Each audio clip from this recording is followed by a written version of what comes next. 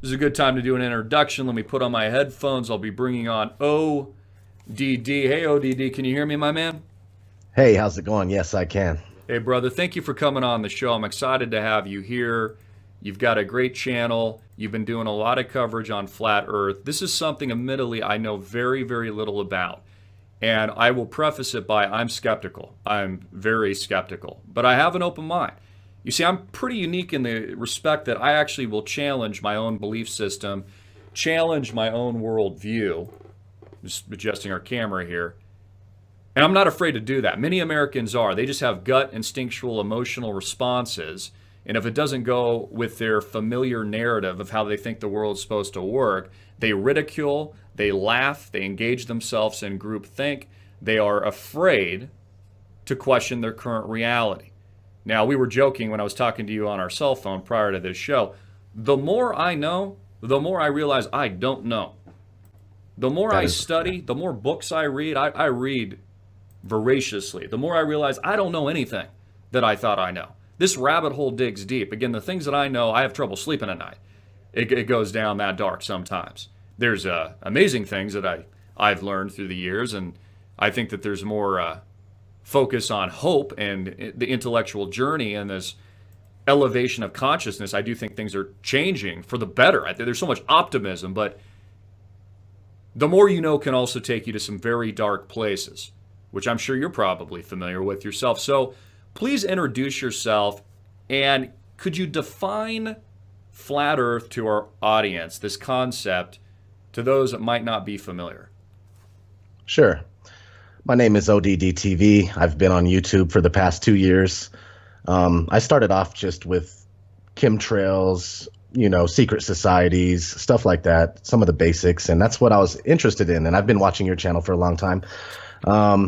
Came across the flat Earth. What made me want to look into it is that I've always been skeptical of NASA and space programs. So, but it's still, at first, I was like, there's no way. This is absolute BS, but something inside me wanted me to keep looking at it. So I kept looking at it, still disagreeing, still just saying, no, there's no way. The sun would be lighting up the entire flat plane. Stuff like that I kept researching 10 months every day, researching flat Earth. And I come to the conclusion that, it is a flat level stationary plane. And to define it, a lot of people, when you say flat Earth, they say, oh, it's a 2D, a two-dimensional object. That's not the case. Flat Earth basically means level. We have mountains, we have hills, we have valleys, but all in all, it's pretty consistently level throughout the entire plane. And that's where we get the word planet from. They added a T to it. We actually live on a plane. And all the ancient cultures from the beginning of time have depicted a flat kind of enclosed Earth. And all of a sudden in the 1900s is this huge push. I mean, the 1600s is when the heliocentric model was proposed. You could go all the way back to the Greeks when it was talked about, but it wasn't implemented. Now we go all the way to the 1900s after Copernicus in the 1600s was, talking about the heliocentric model and introducing it to the masses. It finally was being implemented on a big level starting in the 1900s. So we have this flat Earth cosmology all the way up into the 1900s when a big push was made to live on this round spinning ball flying around the sun. Okay, so I can already hear the critics chirping in my ear, just tweeting away in this sphere right here. They're saying, well, hey, ODD, how come there's all these satellite images and Earth doesn't look flat to me? I see a ball. It looks like a basketball to me. So what's up with that? Sure, fire away. I got pictures. That's one of the biggest things that got me really interested and more on board with this flat Earth stuff. I looked to try to find real authentic images of the Earth, and they are all admitted to be composites. And there's only like 2 or maybe 3 that they say are not composites, but that you could look and compare them all. And the continents are different sizes. The clouds have cloning. They're like stamped on, and you could see the clouds have been cloned and stamped on throughout the pictures. But let's go back a little bit. NASA admits that these photos are photoshopped because, quote, they have to be.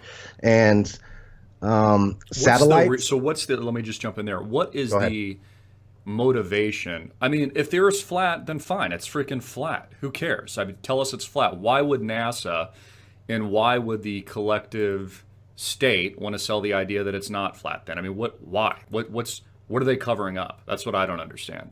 My best guess, and one of the most, I guess, people identify with this more often when you're into the flat Earth or you are a flat earther, is that they are basically placing us on a speck of dust flying through infinite space where it was made from this accidental Big Bang.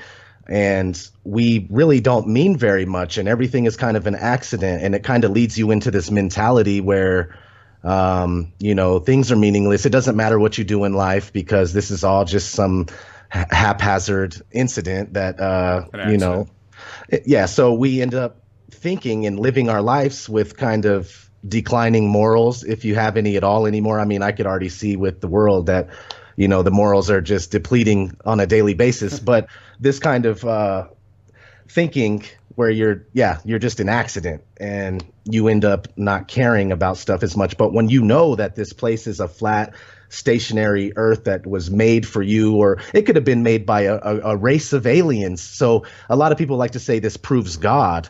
I like to say it brings me closer to my creator or creators and thinking about them and believing that we were created. But we don't know how this place was created. It could have been a whole race that put this place together. But the more you research, the more you'll find that you can't prove the spinning ball Earth unless you're suffering from cognitive dissonance and you've been programmed your entire life like I was. I mean, it took me a long time to come to terms with this, but all scientific experiments basically show that we're being lied to about what mainstream science is saying about the Earth.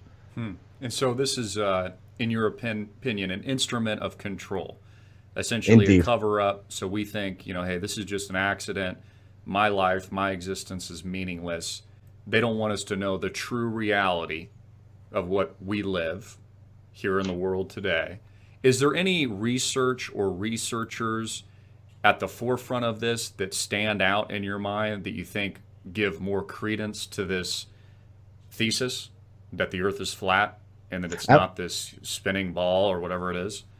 There are lots of great researchers in the flat Earth, and I would lead people to watch Eric Dubay. He's the guy that got me into flat Earth. He's written books. He has a book called 200 Proofs the Earth is Not a Spinning Ball. Another book called The Flat Earth Conspiracy, and it details quite a bit on, when you read a book, it's a totally different experience. And I've read these books and stuff. And also there's other books from the early 1900s, late 1800s, like Zetetic Astronomy, Terra Firma, Zetetic Cosmogony, Kings Dethroned, where the guy details how all the scientists of the past, like Kepler, Copernicus, Pythagoras, all these guys made mistakes and showing why all their theories do not work. So I would lead people to watch Eric Dubay, maybe some Mark Sargent.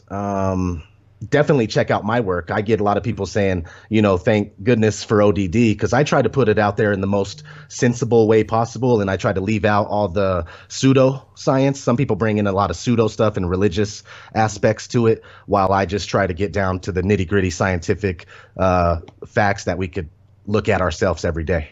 Okay, now I've seen some of these videos online loosely with as much free time as I have nowadays, which is very little as we're investigating. I mean, there's so many topics. It's just unbelievable. I know you know this, ODD. There's just so much to cover. But I see these videos on YouTube, for example, and they're showing the flat Earth, and they're basically going higher and higher up in the atmosphere, and they're showing a level horizon.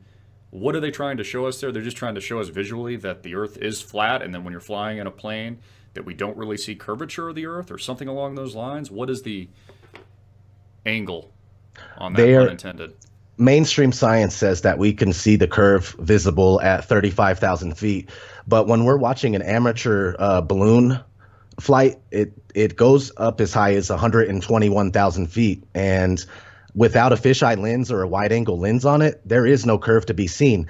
And basically, if we were living on a ball or a sphere of any sort, no matter how high you rise, the horizon you would have to look down to see the horizon. Yet when you take these cameras to 121,000 feet, the horizon is still at eye level. That's inconsistent with any kind of spherical shape whatsoever.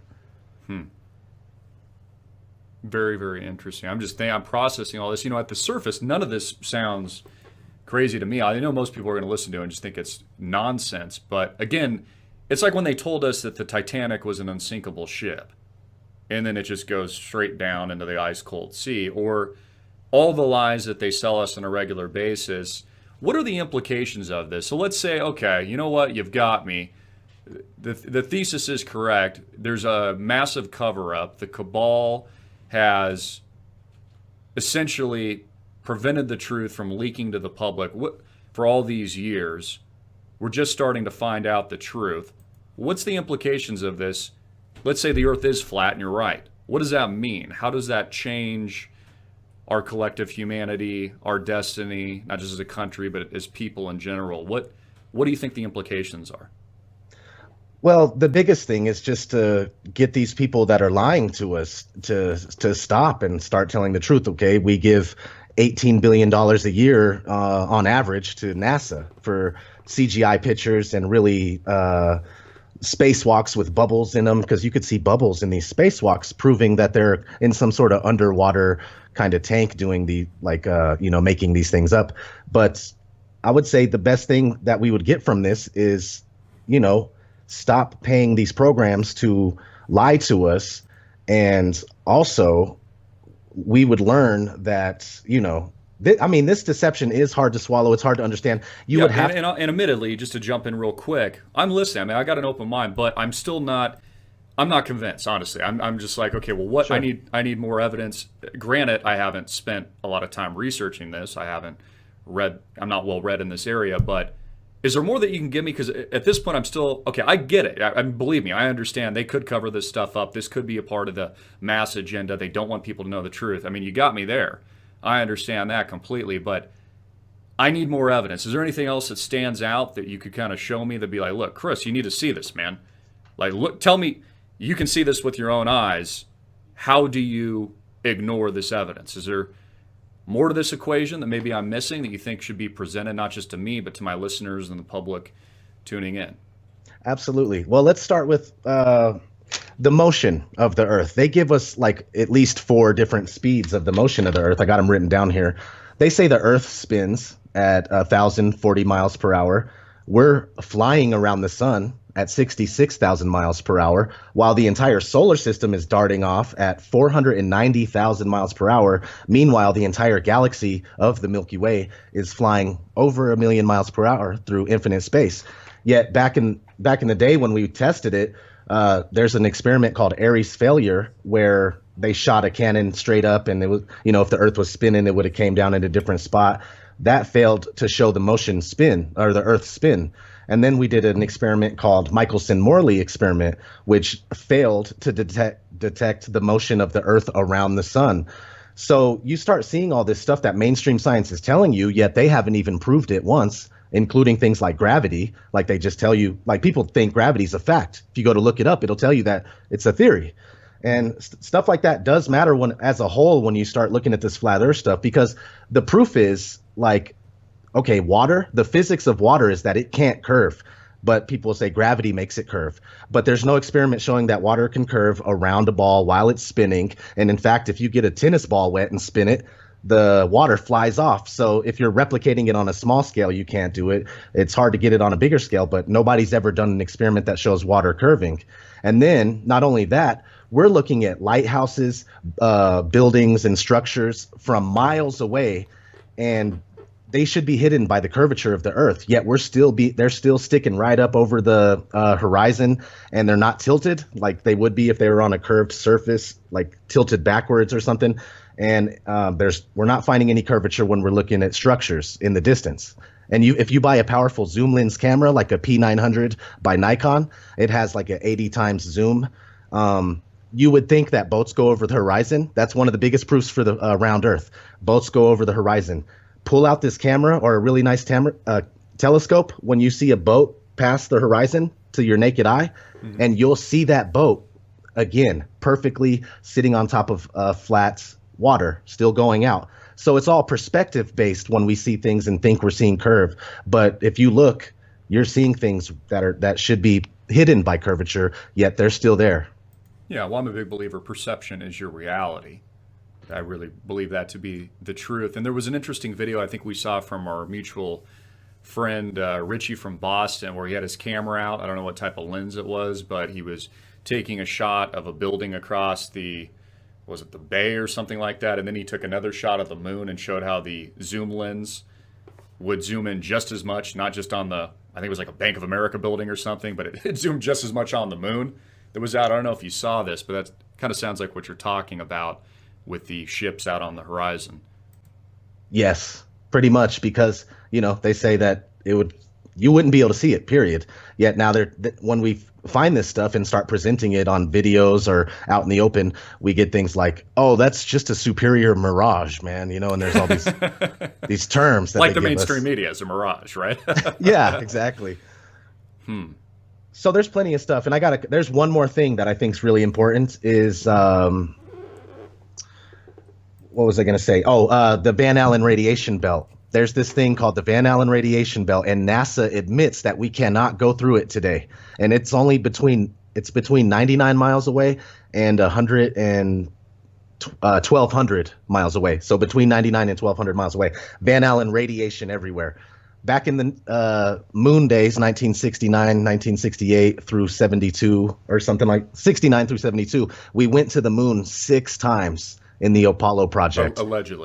Allegedly. So then now in 2017, NASA, every time they're on camera, now they're like, oh, well, we're working on this new technology with Orion that could get humans safely through the radiation belt. And so we can explore places like the moon and Mars and places we want to. And I always think, just a joke, I always think this is such bullshit, too. They always sell us on this con job of how great the technology is. Like they're going to change the atmosphere of Mars so humans could live on it. All these great things they're going to do. Dude, we don't even have self-driving cars yet. I've been telling this for years. I haven't seen a self-driving car yet. I mean, it's like they say that we're going to do all these amazing things. And then when I look around me, what's really changed? The only development that we've had is the advent of the internet, which is a major development, and we have cell phones. That's it. And then it's kind of funny. So go back to the moon, though. I think you were probably onto something there. Yeah. Go ahead. Okay. Here's a problem that they made. The moon is supposedly 238,000 miles away. And like Richie was filming with his camera, it's noticeably much closer.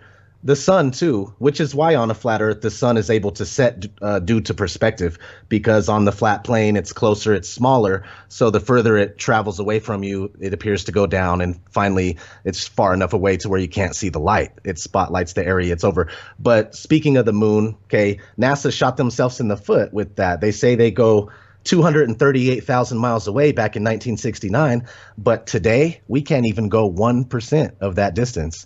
So it's quite strange. Yeah, you mentioned the Van Allen radiation belt. So obviously astronauts had to run through that to go to the moon if they actually did get there.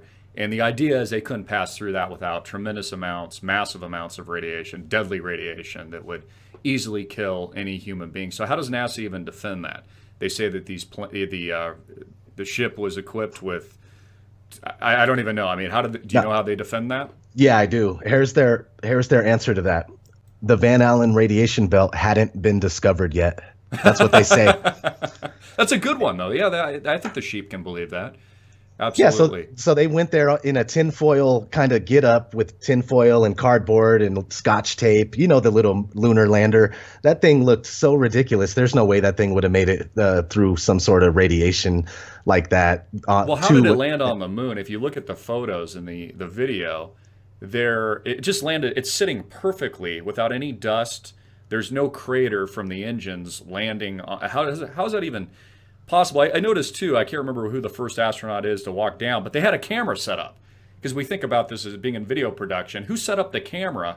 Someone had to go outside, set up a camera and go, okay guys, lights, camera, action, now come down, let's show this to the world. The sheer idea that the United States government would show astronauts live in real time attempting to land on the moon when there is a severe risk that these guys could die on I mean, it could have been the greatest failure if they're live streaming this stuff as well.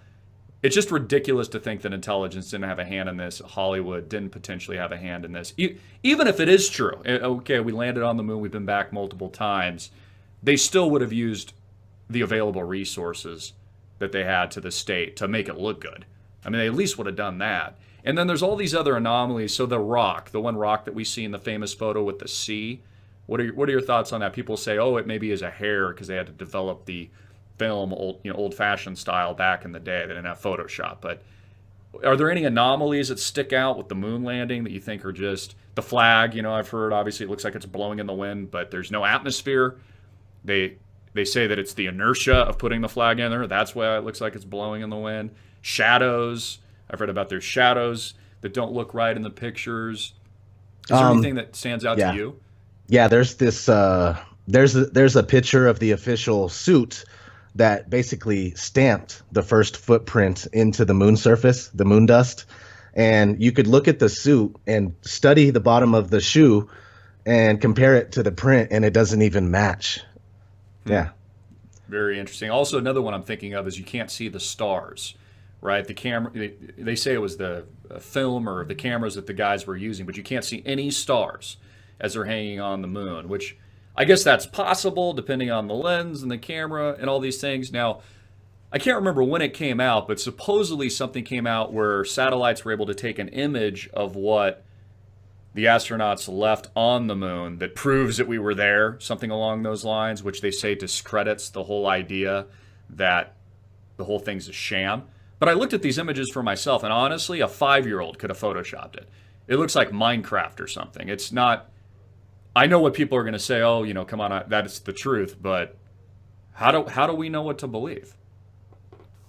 The stars thing, that's funny because Richie from Boston, our mutual buddy, he did a video on the stars where he showed a bunch of astronauts from the past and like the present, and they were being questioned about what it looks like in outer space. And another quick fact, only about 550 people have been to space, and most of them are officially listed as Freemasons. So just keep that as food for thought. But Richie got all these videos together where the people were talking about if they were able to see the stars or not. Half of them were like, no, you can't see stars up there. And then the other half are like two of the guys. There's a couple anomalies where like, yeah, it was just brilliant. The starlight was so bright. It was just coming from every angle.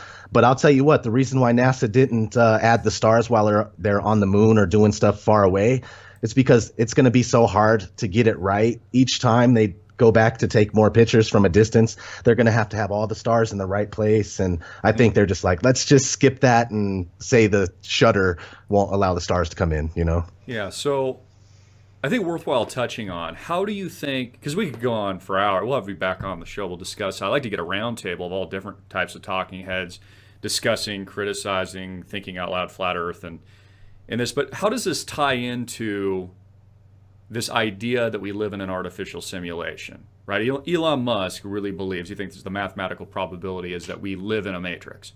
He came out recently and talked about this, that this is unreality. These are zeros and ones. It could be created by some kind of God, an alien life force, a higher intelligence, higher consciousness, and that physicists are finding computer code at the edge of the universe, zeros and ones, binary code, on, off switches, essentially quantum theory decimating what many people believed when they study topics on gravity, like you said, which is just a theory, all these kinds of things. Do you think flat earth ties into simulation theory? I think if you're looking to tie it into simulation theory, that it ties in very well. Because imagine if you're making a video game, nobody really makes video games with a rounded surface or where you're living on some sort of round planet. They always start with a grid, and it's a flat grid where they add the mountains, the trees, the this, the that, the people, so it ties in very well. And when I think about it, lightning, Tesla, electromagnetic or magnetic or electric universe, and electromagnetic phenomenon, and all this stuff kind of does tie into a flat earth from a simulation standpoint. I do think that. And some people think that we live in an infinite plane Like we're not just in a domed flat earth. Like it's an infinite plane, and they're hiding tons of land from us. Past Antarctica, which would be the board. Like you get to Antarctica, which is a circle rim. Once you get there, you keep going in any direction, you may find another pond. Like we live in a pond, but that's not necessarily what I believe. But I have to entertain all these things because I honestly don't know. The more I find out, the more I realize I don't know. Like you said. Wait a minute. So you're telling me you investigate things for yourself? This is unbelievable. You critically think. And there's things that you don't know. Like you're not afraid to go out and investigate the truth. That is just a breakthrough. The fact that you said that, it just makes my day, brother. Any other closing statements? We've got about a minute left. Any final thoughts on Flat Earth? We'll have you back on the program again sometime soon. Anything else you'd like to add? Yes, one real quick. We've been programmed and indoctrinated to believe in this round spinning ball Earth flying through space. If you watch movies, you'll start to notice all the time you're seeing this right in your face. If you think about it, you were shown the globe and taught before you can even think for yourself or even barely walk. You were taught the globe model. This stuff is imprinted in our minds, and we grow up, and it's hard to let go. So just keep that in mind. All right, ODD. Thank you so much. How can our audience find you? Just look up Odd TV on YouTube or ODD TV, and I should pop right up.